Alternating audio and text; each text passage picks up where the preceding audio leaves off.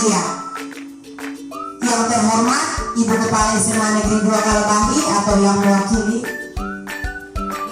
Yang terhormat Bapak Ibu Guru SMA Negeri 2 Kalabahi, terima kasih banyak untuk semua dukungan Bapak Ibu Guru sehingga hari ini berkenan hadir untuk mengikuti kegiatan calon guru penggerak angkatan 11 Kabupaten Alor tingkat SMA Negeri 2 Kalabahi. Sebagai insan yang bertuhan, kita patut mengucap syukur kepada Tuhan karena kasih dan kemurahan Tuhan serta nafas yang masih Tuhan berikan.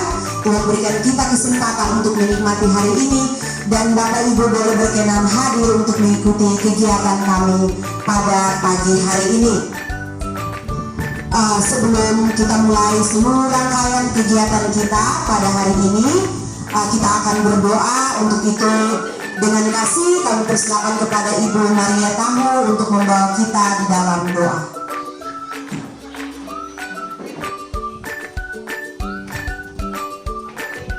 Baik, sebelum kita mulai kegiatan kita, izinkan saya berdoa dan doa ini akan saya pimpin dalam kepercayaan saya yaitu Kristen Protestan. Kita berdoa. Terima kasih Bapa di surga, Bapa yang baik dalam kehidupan kami. Kami sungguh mengucap syukur kepadamu Tuhan. Hanya oleh anugerah dan kemurahan Tuhan karena belas kasihan Tuhan bagi kami ada dan kami hidup sampai dengan saat ini. Terima kasih Tuhan. Kami juga mengucap syukur kepadamu. Tuhan boleh menuntun akan kami di tempat ini, baik guru-guru SMA Negeri 2 Kalabahi, untuk mengikuti kegiatan yang dilakukan oleh teman guru kami sebagai calon guru penggerak angkatan 11. Kami mohon penyertaan Tuhan, perlindungan Tuhan dalam kegiatan kami ini, mulai dari awal, pertengahan sampai selesai, hanya jadi di dalam nama Tuhan Yesus Kristus. Terima kasih Tuhan Yesus. Ini doa kami dalam anakmu Tuhan Yesus Kristus, penolong kami berdoa. Haleluya. Amin. Ya, baik, terima kasih Ibu. Ya, Bapak Mama sekalian, Bapak Ibu sekalian, sebelum kita mulai memaparkan, selamat pagi Ibu-ibu cantik. Semoga hari ini berjalan dengan baik. Bisa berikan tepuk tangan? Iya, baik, terima kasih. Mungkin Bapak Ibu bertanya-tanya ini kegiatan apa. Jadi kegiatan ini adalah kegiatan diseminasi. Dan di dalam diseminasi ini kami telah belajar di dalam modul LMS modul 1.4. Diseminasi ini ada tertuang disiplin-disiplin positif apa yang kita sebagai guru akan lakukan di sekolah. Kemudian bagaimana kita melakukan pembelajaran yang berpihak pada murid, dalam hal ini penyelesaian masalah seperti apa, kemudian posisi kontrol guru itu seperti apa. Nah, itu yang akan kita laksanakan. Dan Bapak Ibu sekalian, kita semua saling sharing atau saling berbagi satu dengan yang lain. Kami sudah tidak lebih, kami sudah masih belajar, dan mungkin Bapak Ibu sudah mengetahuinya, namun kita diberikan penguatan lagi lewat kesempatan pada pagi hari ini. Baik, untuk itu tidak berpanjang kata lagi, kesempatan yang pertama saya berikan kepada pemateri pertama. Saya minta kenalkan dulu, ada Ibu Karni Malaya, SPD, dan kemudian ada juga Ibu Umami Nurtania dan saya sendiri, Teruci Padakama. Kami akan membawa materi kita dengan poin-poin yang sudah kami bagikan masing-masing. Baik, untuk itu kepada Ibu Karni, kesempatan saya langsung diberikan.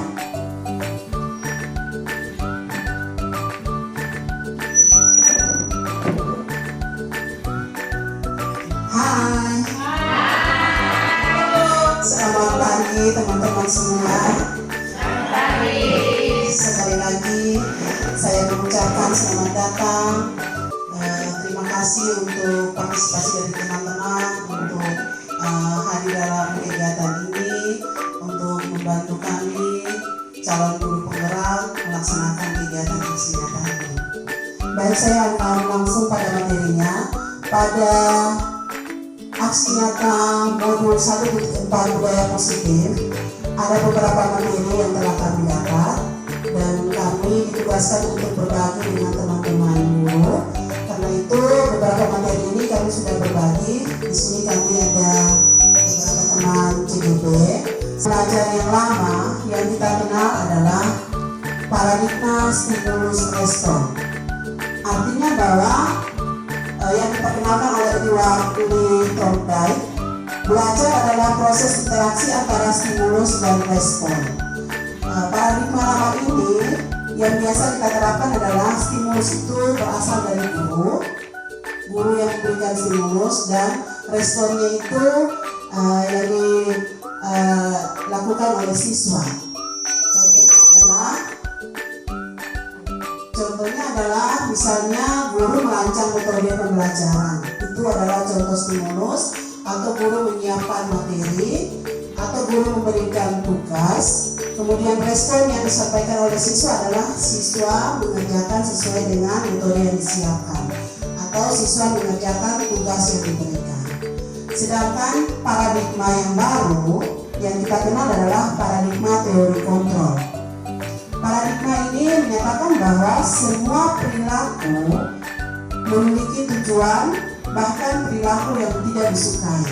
Maksudnya adalah bahwa semua perilaku yang dilakukan oleh seseorang, salah satu teman sebagai posisi A, satunya sebagai posisi B, masing-masing mengepalkan tangan, satu-satunya mengepalkan tangan.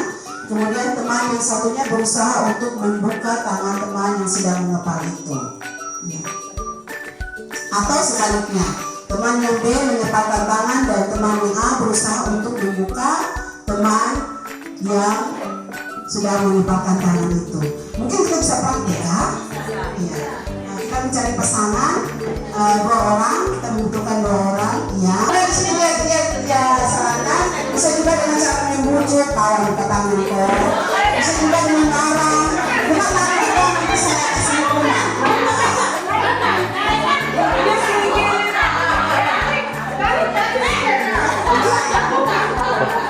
Baik, terima kasih teman-teman. Ya, baik, kita adalah kegiatan romantik. Bagaimana kita memahami teori kontrol itu? Kita bisa lihat di sini ada pertanyaan. Apakah Anda atau B membuka kepalan tangan Anda? Oke, jawabannya ada yang membuka, ada yang tidak ya. Mengapa? Apa alasan Anda atau B membuka kepalan tangan Anda? Tadi saya dengar ada yang bilang dengan kekerasan, ada yang karena di Oke. Pertanyaan yang kedua, apakah Anda atau B menutup kepalan tangan Anda? Tadi kita bernanti pasangannya. Oke ya. Mengapa alasan Anda menutup kepalan tangan Anda? Karena tadi kepalan tangan itu kita sedang melindungi sesuatu. Ya, jadi mengapa kalian Anda tidak membuka kepalan tangan Anda? Tidak mau memberikan barang berharga yang ada pada kepalan tangan kita. Oke, tepuk tangan dulu untuk kita lihat jawaban soal yang ketiga. Dalam kegiatan ini sesungguhnya siapa yang memegang kendali atau kontrol untuk membuka atau menutup kepalan tangan? Diri sendiri. Kita mampu menemukan jawabannya. Kita bisa lihat, tepuk tangan untuk pertanyaan yang ketiga. Kita bisa lihat alternatif jawabannya. Kemungkinan jawaban kita terhadap pertanyaan pertama dan kedua bervariasi antara yang bersedia membuka dan yang tidak bersedia membuka. Untuk pertanyaan ketiga, siapakah yang sesungguhnya memegang kontrol, yang menutup kepalan tangan atau yang berusaha dengan segala cara untuk membuka kepalan tangan rekannya? Jawabannya tentu diri kita sendiri. Berarti tadi jawabannya luar biasa. Sekali lagi tepuk tangan. Oke, kita akan lanjut. Kalau begitu seperti apa perubahan paradigma? Tadi paradigma yang lama adalah stimulus kontrol. Kita masuk paradigma yang baru adalah teori kontrol yang diperkenalkan oleh Stephen R. Covey. Di sini dia menyatakan, bila kita ingin membuat kemajuan perlahan sedikit-sedikit, ubahlah sikap atau perilaku Anda. Namun bila kita ingin memperbaiki cara-cara utama kita, maka kita perlu mengubah kerangka acuan kita. Ubahlah bagaimana Anda melihat dunia, bagaimana Anda berpikir tentang manusia. Ubahlah paradigma Anda, skema pemahaman dan penjelasan aspek-aspek tertentu tentang realitas. Sungguh menyentuh apa yang dikatakan oleh Stephen ini. Kita bisa melihat perbedaan paradigma stimulus kontrol kepada pendekatan teori kontrol. Pada stimulus respon, kita lihat kebutuhan atau realitas kita sama. Kita melihat bahwa kebutuhan kita itu sama. Tetapi di teori kontrol menyatakan bahwa kebutuhan kita itu berbeda. Yang kedua, pada teori kontrol kita sendiri yang mengontrol diri kita. Oke, stimulus respon yang berikut, pemaksaan ada pada saat bujukan atau gagal. Sedangkan teori kontrol, kolaborasi dan konsensus menciptakan.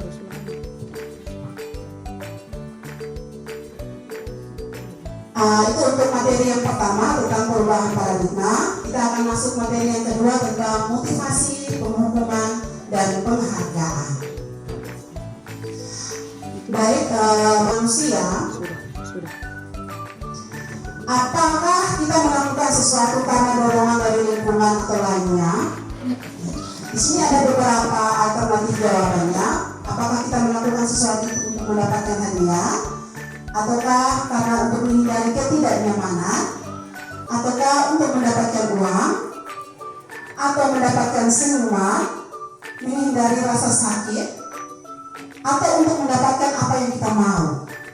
Ini kembali kepada pribadi kita masing-masing. Kita bisa merefleksi diri kita, apa sih yang menjadi mendasari atau mendorong kita untuk melakukan sesuatu.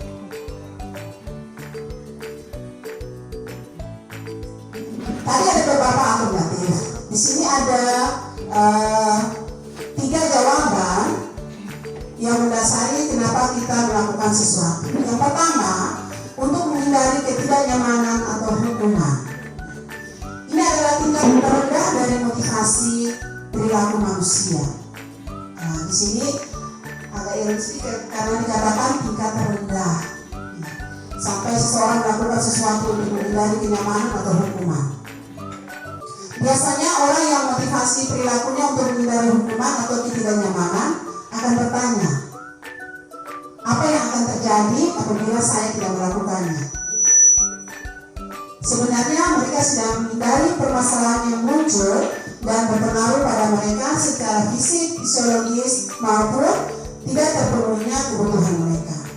Bila mereka tidak melakukan tindakan tersebut, motivasi ini bersifat eksternal. Jadi berdasarkan sesuatu yang berasal dari luar. Oke. Kita masuk yang kedua, untuk mendapatkan imbalan atau penghargaan. Jadi kita melakukan sesuatu itu karena untuk mendapatkan imbalan atau penghargaan dari orang lain. Satu tingkat di atas dari motivasi yang pertama. Ya. Di sini orang berperilaku untuk mendapatkan imbalan atau penghargaan dari orang lain. Orang dengan motivasi ini akan bertanya, apa yang akan saya dapatkan apabila saya melakukannya? Mereka melakukan sebuah tindakan untuk mendapatkan pujian dari orang lain yang menurut mereka penting dan mereka letakkan dalam dunia berkualitas mereka. Mereka juga melakukan sesuatu untuk mendapatkan hadiah, pengakuan, atau imbalan. Motivasi ini juga masih bersifat eksternal karena berasal dari luar diri. Yang ketiga, untuk menjadi orang yang mereka inginkan dan menghargai diri sendiri dengan nilai-nilai yang mereka percaya. Orang dengan motivasi ini akan bertanya, akan menjadi orang yang seperti apa bila saya melakukannya. Mereka melakukan sesuatu karena nilai-nilai yang mereka yakini dan hargai. Dan mereka melakukannya karena mereka ingin menjadi orang yang melakukan nilai-nilai yang mereka yakini tersebut. Ini adalah motivasi yang akan membuat seseorang memiliki disiplin positif karena motivasi berperilakunya bersifat internal. Artinya bahwa yang ketiga ini berasal dari diri sendiri. Kalau saya melakukan ini, apa yang saya dapat? Ya. Di sini ada pertanyaan. Pernahkah Anda berada dalam sebuah situasi di mana Anda sengaja melakukan sesuatu yang menyakitkan bagi Anda? Bahkan bertabrakan dengan penghargaan dari orang lain? Mengapa Anda tetap memilih melakukannya? Padahal Anda tahu akibatnya akan menyakitkan. Anda mungkin akan dikecam secara sosial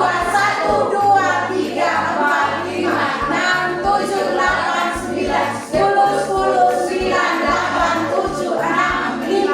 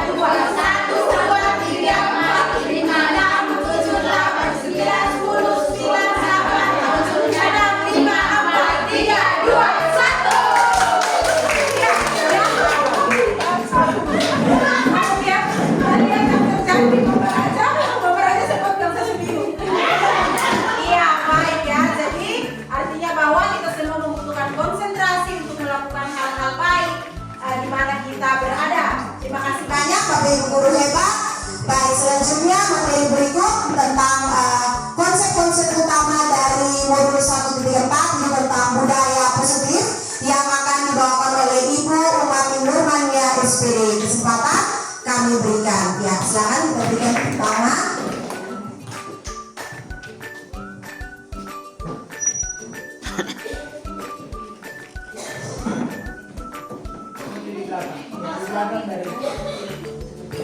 Ya, baik, terima kasih kepada Ibu MC. Selamat pagi Bapak Ibu hebat. Baik, saya akan membawakan materi tentang konsep-konsep utama dari modul 1.4 budaya positif.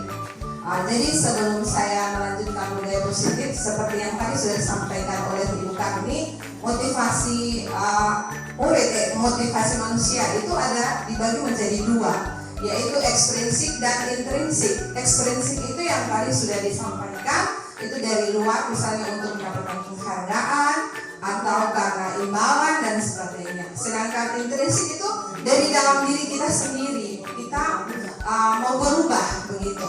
Nah, kita lanjut ke budaya positif di sini. Jadi nilai-nilai disiplin positif dan nilai-nilai kebajikan. Nah, nilai-nilai kebajikan ini itu adalah nilai-nilai yang selama ini kita ada jalani. Misalnya keselamatan, tanggung jawab, itu adalah nilai-nilai kebajikan. Nah, nilai-nilai kebajikan ini membantu disiplin positif membantu murid memahami dan menyadari perilaku mereka berdasarkan motivasi internal dalam diri mereka, bukan hanya karena hukuman atau penghargaan eksternal. Jadi kita intinya bahwa disiplin positif itu supaya berpihak pada murid, lalu supaya murid ini melakukannya berdasarkan dirinya sendiri, bukan karena imbalan atau bukan karena penghargaan, tetapi dia sadar bahwa yang dia lakukan itu untuk dirinya. Kemudian kita masuk ke yang keempat, yaitu keyakinan kelas. Di dalam disiplin positif ada keyakinan kelas atau keyakinan sekolah. Ini kita sudah terapkan di kelas-kelas kita. Kemudian sekolah juga kemarin kita sudah sempat buat kesepakatan sekolah. Di dalam keyakinan sekolah atau keyakinan kelas ini terdapat pernyataan-pernyataan universal yang mudah diingat dan dipahami oleh murid. Keyakinan ini harus diterapkan secara konsisten di lingkungan sekolah untuk membentuk budaya yang positif. Nah, ini saya pikir kita sudah terapkan semua di lingkungan sekolah kita, terutama di kelas kita. Kita sudah tempelkan keyakinan kelas masing-masing. Iya, Ibu lanjut. Ya, selanjutnya konsep utama yang kita pelajari dari modul 1.4 yaitu budaya positif. Ya, ada 5 kebutuhan dasar manusia dan dunia berkualitas. Jadi 5 kebutuhan dasar manusia ini yang pertama adalah kebutuhan untuk bertahan hidup atau survival. Saya pikir kita semua memiliki kebutuhan ini, yaitu untuk bertahan hidup. Kemudian yang kedua, cinta dan kasih sayang. Ini sangat-sangatlah penting, karena cinta dan kasih sayang, tanpa cinta dan kasih sayang mungkin kita tidak bisa menjalani hidup ini. Kita akan merasa hampa. Ya, baik, selanjutnya yang ketiga adalah kebebasan. Pasti kita semua mau bebas, tidak mau ditekan, kita mau merdeka. Dalam artian bahwa kita tidak mau ditekan-tekan, kita tidak mau ada di aturan ini dan sebagainya. Seperti itu. Kemudian yang keempat adalah kesenangan. Pasti semua mau senang, ya kan, mau fun, happy. Nah, kurikulum Merdeka untuk budaya positif, dia dalam penerapannya di dalam kelas itu kita dituntut untuk kelasnya menjadi hidup, tidak penuh dengan tekanan. Makanya ada ice breaking, jangan kalau salah jangan harus dibilang salah, tidak boleh, harus dibimbing. Nanti sebentar kita akan masuk di segitiga restitusi, itu bagus sekali. Dan kita lanjut di kekuasaan. Nah, pasti kita semua punya dalam diri kekuasaan, menguasai di sini dalam artian bukan menguasai satu ini bukan, tetapi menguasai dalam diri kita. Kemudian apa yang mau kita lakukan, mengolah emosi kita seperti itu. Baik, next.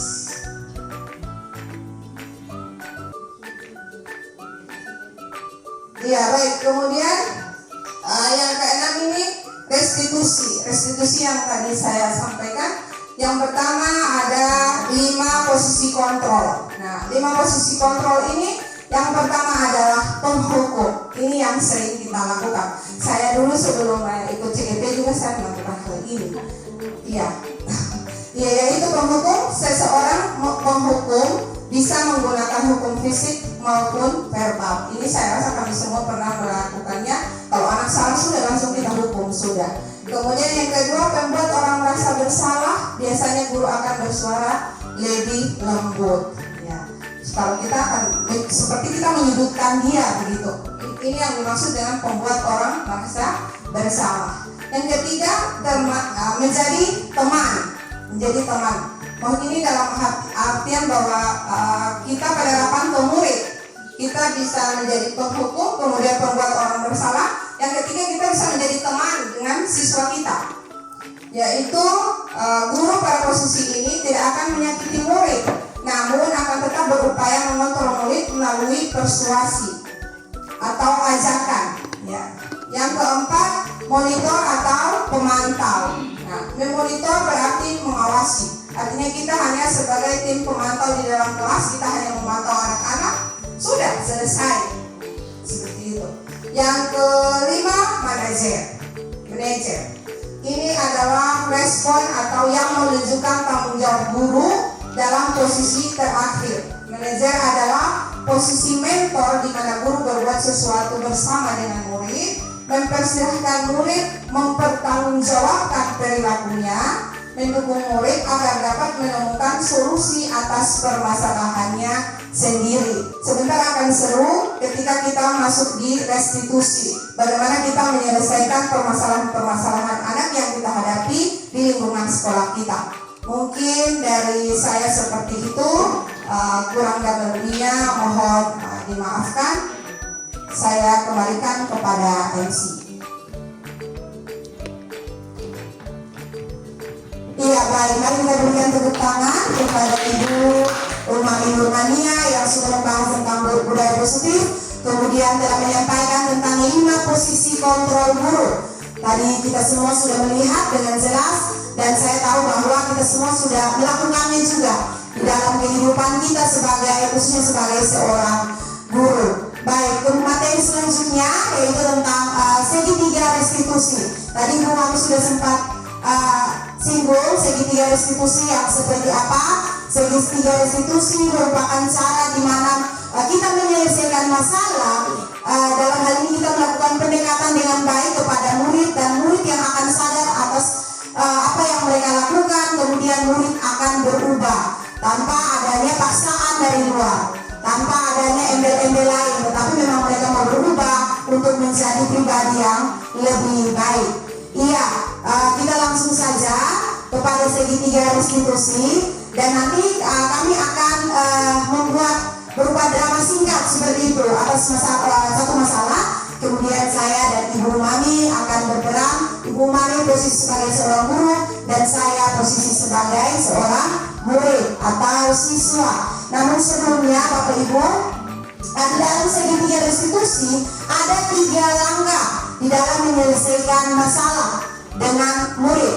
Yang pertama itu kita menstabilkan identitas. Jadi kita menanyakan dulu, misalkan kenapa, apa yang terjadi dengan kamu. Misalkan kita lihat ada anak-anak yang sedang menangis, ada siswi mungkin dia diganggu oleh temannya seperti itu. Kenapa kamu menangis? Jadi kita stabilkan dulu, kita tenangkan dulu anak. Pertama kali kita tanya, kita melakukan apa nih, persuasi begitu dengan anak ini, kita mengajak dia dan berbicara bersama. Itu kita sudah laksanakan salah satu dari 5 posisi kontrol guru, yaitu sebagai teman. Yang berikut lagi kita validasi kebutuhan. Jadi kira-kira apa yang terjadi, kemudian anak ini solusi atas permasalahan anak ini apa, kebutuhan untuk menyelesaikan masalahnya ini seperti apa. Yang terakhir itu baru kita menanyakan keyakinan. Tadi sudah dijelaskan oleh Ibu Mami, ada 2 keyakinan kelas, tapi sudah terapkan di kelas, dan juga keyakinan sekolah di sekolah juga sudah terapkan keyakinan tersebut. Nah, terakhir kita akan menanyakan keyakinan kelas kepada anak tersebut. Anak yang akan memberikan pernyataan tentang keyakinan yang mereka buat itu seperti apa. Itu kan keyakinan atas persetujuan kita bersama. Kemudian kalau nanti mereka sendiri mengabaikan dan tidak menghargai keyakinan kelas tersebut, wah, siapa lagi yang mau menghargai kalau bukan kita si pembuat keyakinan tersebut. Baik, mari kita berikan tepuk tangan dulu untuk kita semua. Iya, kami langsung saja, mungkin ini bisa menjadi SPG-nya Bapak Ibu, kami akan mempraktikkan langsung. Iya, dengan Ibu Umami. Untuk itu Bapak Ibu silakan menyaksikan apa yang kami tampilkan di depan.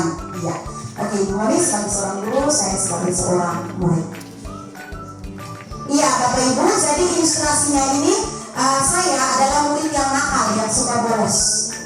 Iya, jadi saya suka bolos. Kemudian bagaimana penanganan Ibu Umami sebagai seorang wali kelas terhadap saya atau sebagai seorang guru boleh kepada saya. Mari kita saksikan langsung.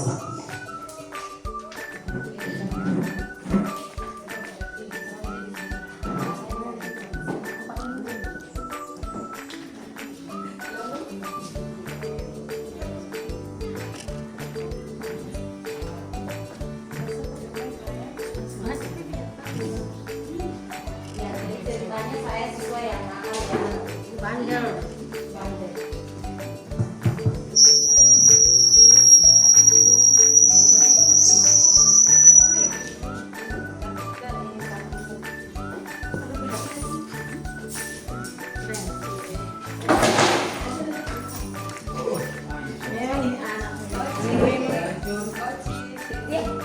Masuk ruang BK.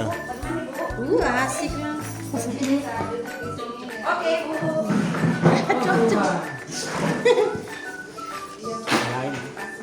Oke, Bu. Ini ada mau lah. Oke, start di sini dulu saya.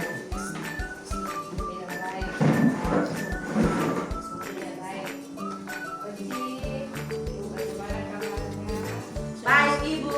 Terima kasih. Sehat loh. Baik, Bapak suami. Gorengan. Ada gorengan.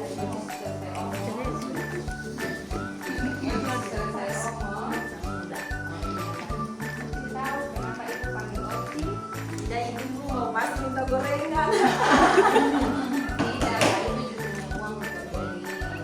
Oh.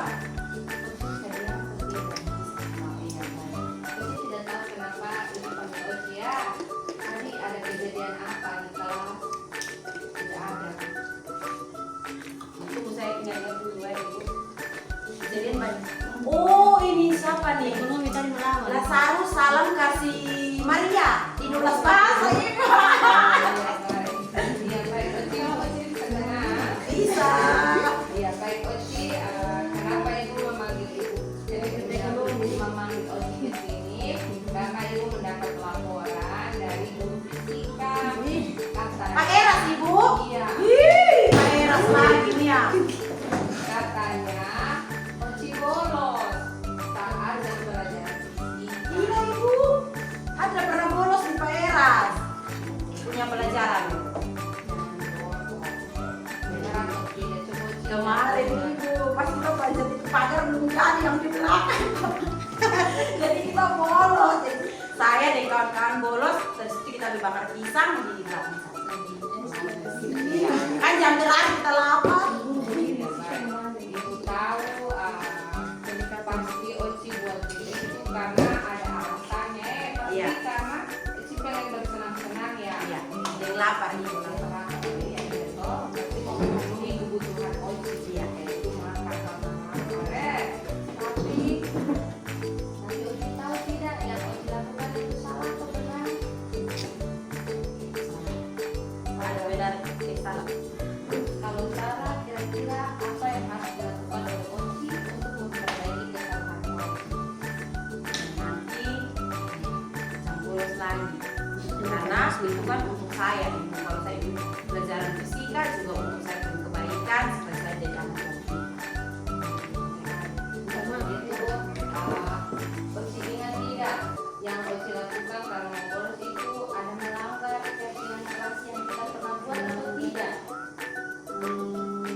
Ya, ingat. Iya. Berarti dia punya kelas yang itu terhadap Iya. Iya. Tidak boleh, Apa salah satu poinnya apa? Oci ingat atau tidak? harus hadir di sekolah. Iya. Kan disiplin. Ya, disiplin. Ya, benar. Ya. Disiplin. Ya. Nah itu kan bukan ibu yang buat, toh Iya. semua yang buat. Iya. Nah, berarti ibu harap Oci menyadarinya dalam diri Oci bahwa apa yang Oci lakukan itu salah dan melanggar kesepakatan kelas yang sudah kita atur, kita sudah sepakati. Betul? Betul.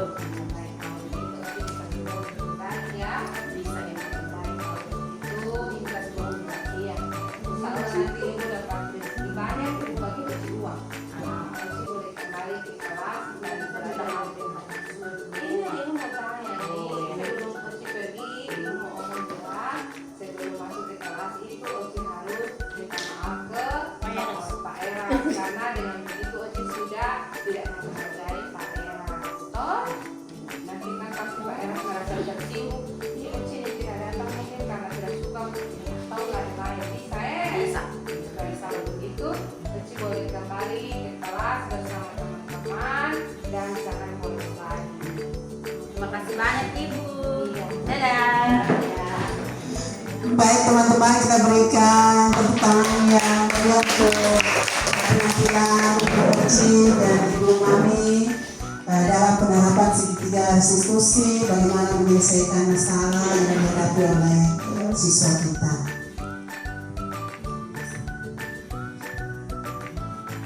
Iya, baik. Terima kasih. Mari kita berikan tepuk tangan untuk kita semua. Terima kasih untuk Bapak Ibu yang sudah dengan setia mengikuti pemaparan kami. Kami harap masih ada di depan lagi. Kami tetap minta kerjasama untuk Bapak Ibu semua untuk mendukung membuat kita menjadi lebih baik, menjadi pribadi lebih baik lagi begitu ya.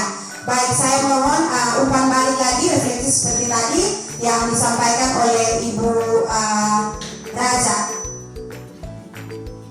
Iya, umpan balik seperti yang tadi disampaikan oleh Ibu Raja terhadap apa yang barusan Bapak Ibu saksikan. Ya, untuk itu mungkin ada dari Bapak Ibu yang mau memberikan umpan balik, kami persilakan. Ibu Nova, Ibu Susan. Iya, silakan. Sangat bagus, peran yang sangat bagus dari kedua guru penggerak. Saya lihat memang keadaan seperti ini untuk di kelas ada seperti ini dan membuat emosional khusus saya. Namanya kalau sudah bolos itu berarti lu tidak suka dengan saya. Nah seperti itu. Nah itu emosi itu memang akan tetap ada di pikiran bahkan juga di hati. Lu kenapa bisa begini, lu kenapa bisa begitu. Tetapi dari kegiatan ini kita belajar untuk bagaimana bisa mengendalikan diri. Apalagi saya yang suka ceplos-ceplos, emosi, marah dengan anak-anak. Tetapi ini mengajar kita untuk bisa mengendalikan, mengekang lidah. Karena dari pikiran dia turun ke hati lalu dia keluar melalui lidah, mulut ini. Itu hampir-hampir tidak terkontrol. Jadi di sini kita belajar berbicara yang halus, suara saya mau belajar seperti Ibu Ami juga harus belajar yang mungkin membutuhkan waktu yang cukup ya 1-2 minggu atau bahkan 1 tahun juga. Karena memang Ibu Ami dasarnya sudah begini, mau marah juga berarti kita tidak tahu dia ada marah atau tidak. Nah, ini menjadi pembelajaran dari kita. Ini ada segitiga di sini, restitusi namanya. Bagaimana kebutuhan guru dan bagaimana kebutuhan siswa. Kalau kita berpikir bahwa ya dia bolos itu mungkin dia punya alasan tertentu seperti tadi dia lapar. Dia lapar dan dia tidak suka dengan Pak Eras sehingga dia keluar. Nah ini menjadi pembelajaran bagi kita untuk kita mencari tahu isi hati daripada siswa tersebut. Tapi kebanyakan kita lebih monoton dalam menghukum anak-anak atau memarahi anak-anak. Baik, terima kasih untuk Ibu berdua. Ini yang dapat saya pelajari atau yang dapat saya terima. Terima kasih. Baik, terima kasih banyak. Yang saya pelajari juga barusan dari apa yang Ibu Saya sampaikan bahwa Bapak Ibu di dalam proses untuk menjadi baik itu tidak tergantung pada usia, seberapa tua kita, tidak. Selama kita masih hidup, itu kita wajib untuk belajar, berproses untuk lebih baik lagi. Terima kasih banyak sekali lagi.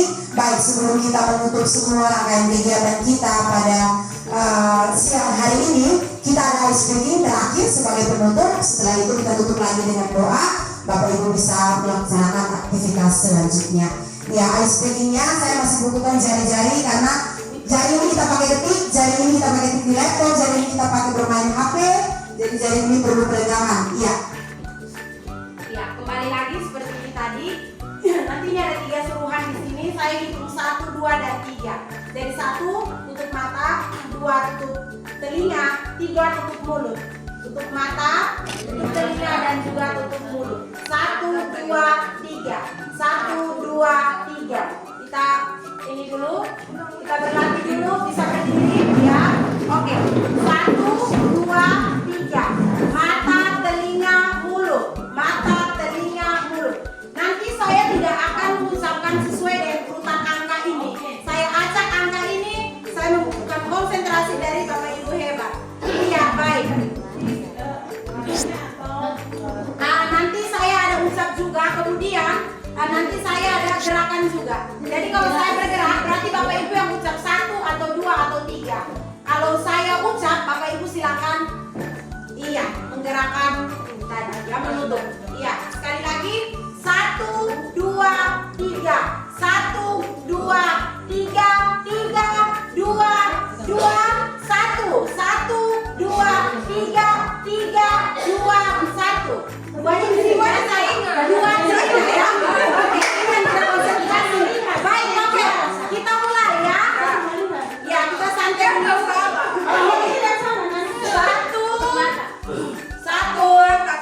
Satu, tutup mata. Ya, tutup telinga, habis itu mulut. Oke.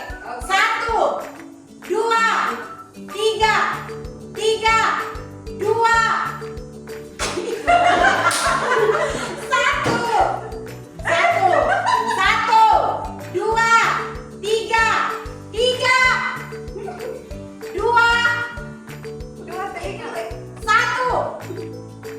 1, 2, 3. Terima kasih banyak konsentrasi kita. Ya, ini permainan konsentrasi. Jadi sesuai dengan apa yang Bapak Ibu jalani, segala sesuatu membutuhkan konsentrasi yang baik dan kerjasama atau kolaborasi. Iya, yes, kita menutup kegiatan kita pada saat hari ini dengan doa. Dan untuk itu kesempatan saya berikan kepada Ibu Nova untuk memimpin kita dalam doa. Ya.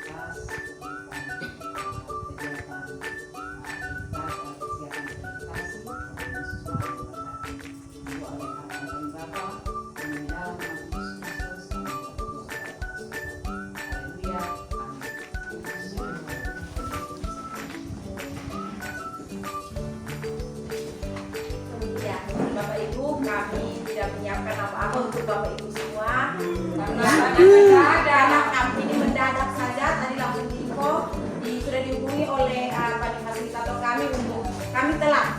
Mungkin ada kegiatan-kegiatan lain yang harus kami lakukan. Jadi kami ya aman di next.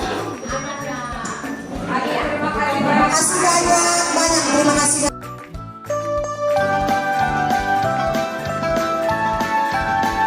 Guten Morgen. Oke, weekends. Oke, super good. Berarti kabarnya semua baik.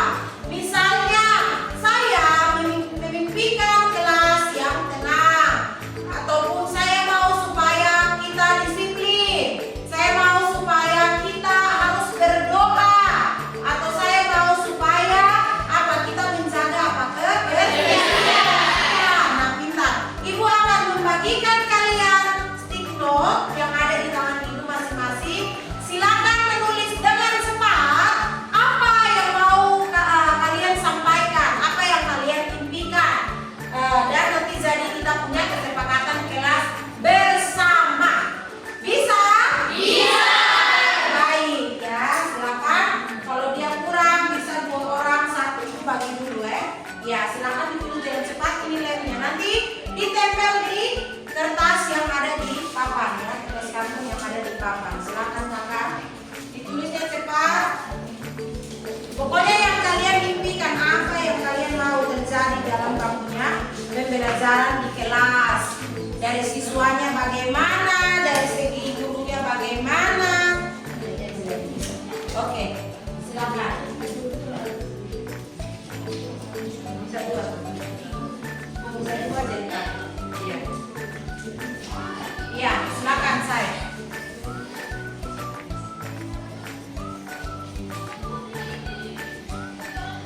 Silakan yang sudah bisa maju di depan, tulis singkat-singkat saja. Tidak harus yang ini apa. Tidak bercerita, tapi tulis saja. Oh, semua sudah dapat pas. Ayo sudah, yang sudah langsung tulis langsung di depan tempel. Ya, silakan saya. Ke depan dan tempel. Ke depan dan tempel. Ya. Oke, good.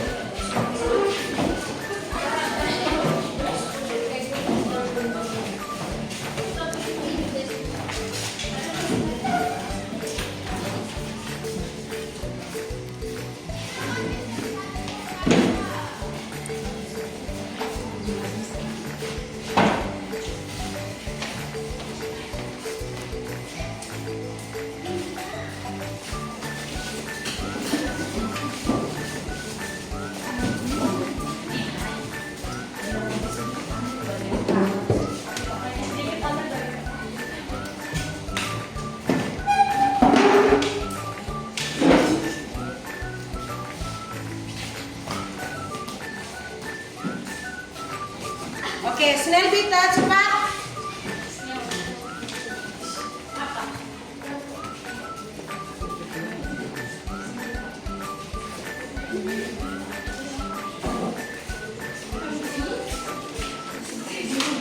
Ada beberapa kalian semua berhasil menulis kesepakatan Pak. Tepuk tangan dulu.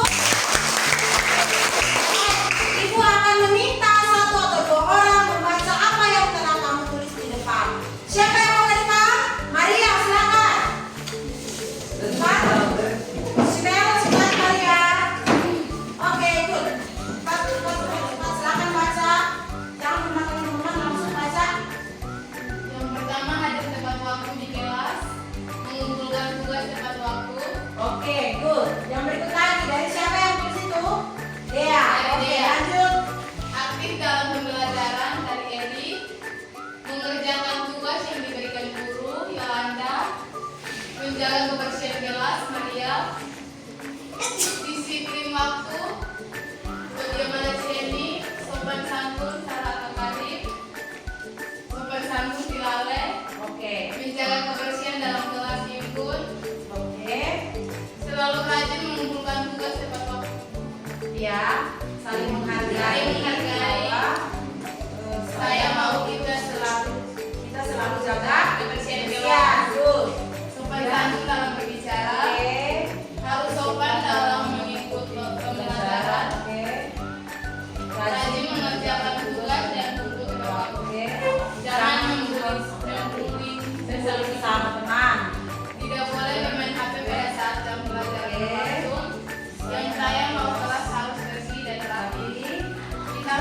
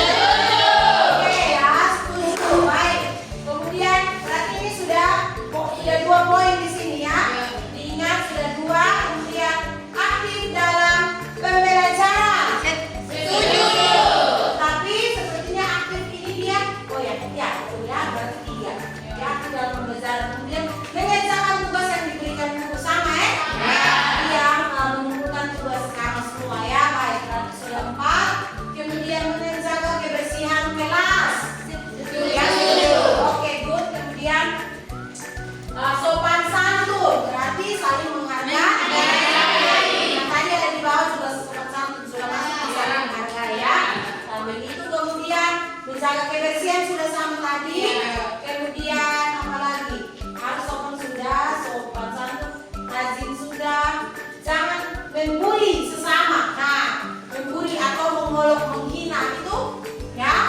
Ya, kenapa? Karena ingat bahwa negara kita adalah negara hukum dan kemudian siapa yang membuli dia ada sanksi hukum ya. Yang akan dijatuhi kepada dia anak tersebut ketika dia sudah berusia di atas 18 tahun.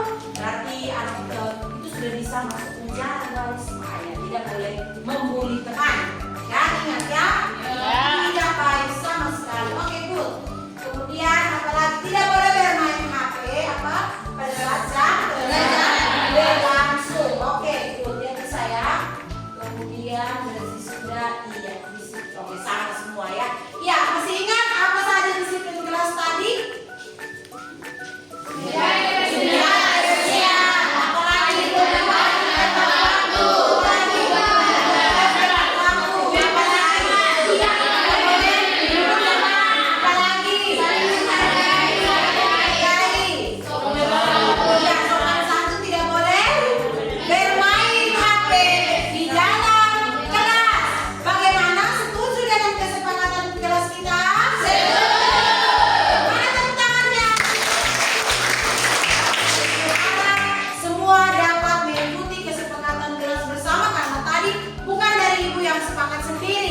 Tetapi melibatkan anak-anak sekalian untuk membuat kesepakatan kelas karena sebenarnya ini merupakan disiplin positif yang harus kita tanamkan sejak sekarang ini supaya terbawa nanti ketika kalian sudah bekerja, ketika kalian sudah bergaul dengan masyarakat luas, aturan-aturan untuk kebaikan ini dapat berdampak baik untuk anak-anak sekalian ya.